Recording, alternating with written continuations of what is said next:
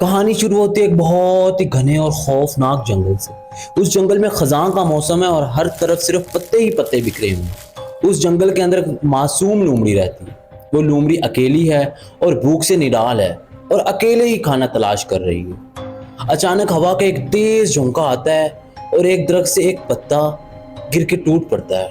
وہ پتا کوئی عام پتا نہیں ہے بلکہ وہ ایک جادوئی پتا ہے جو چمک رہا ہے۔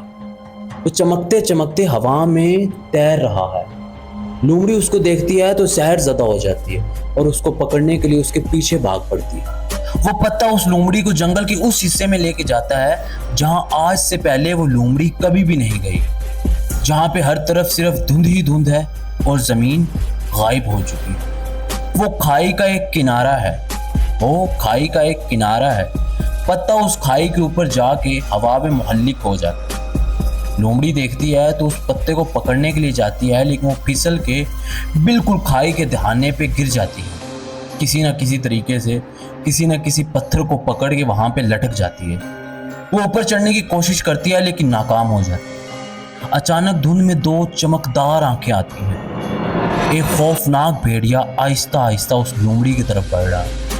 لومڑی ڈر جاتی ہے۔ اب لومڑی کے پاس صرف دو ہی راستے ہیں، یا تو وہ کھائی میں گر جائے یا پھر اس خوفناک بھیڑیے کا نوالا بن جائے۔